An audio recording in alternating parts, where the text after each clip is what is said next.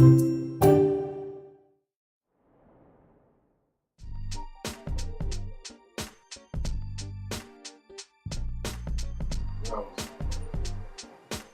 the pain behind my eyes, looking up through the skies, and let me tell you something straight. iRhythm's music and media focused organisation. We run a recording studio, community radio station, and a large percentage of what we do is actually training based. We deliver courses in things like music technology and media, things like volunteering opportunities also to get involved as presenters and recordists in our recording studio.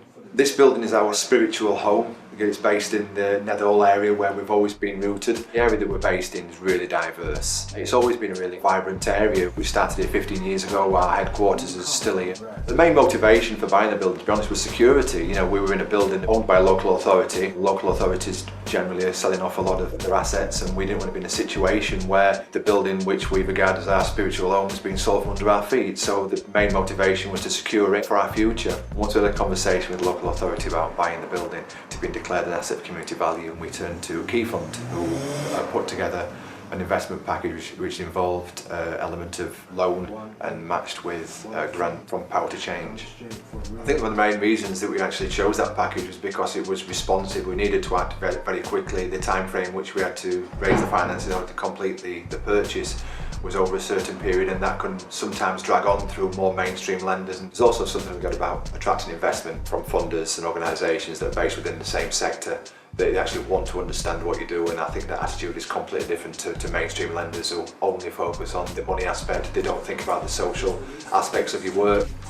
On a weekly basis we have 84 people plus at this moment in time involved in actually delivering radio shows. Then when you add the guests into that, it turns into several hundred. We have up to 50, 60 learners coming through the studio in a week through various kind of courses, short courses, diplomas, and the people that come through on informal courses and shorter courses and other activities add up to literally hundreds a year. And although we operate in different sites across Doncaster, we'd like to think we're always going to be rooted in this particular community. Before I started here, I was interested in getting into the music industry, so I started the level 1. When I first started the course, I thought, I'm not sure if I can do this. Now I come in and it's like a natural thing. I can probably use this desk better than I can use my own phone. The classes are quite small, so the tutors can be a little bit more personal with you individually, and I think it's better when it's a little bit more individual. That way of teaching is a lot more fun. It's hands-on. And good morning to everybody. It's Thursday and we're all happy here. We're having a good time already. We have 4 bases where people can either record or present live shows. We're made up of mostly Doncaster people.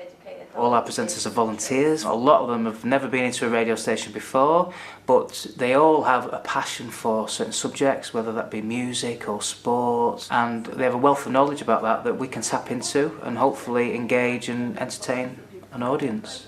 It allows them to expand their networks, meet new people, and as a result of that, opportunities arise. Your community, your station. We are Sign FM for Doncaster. People feel that we're part of their community.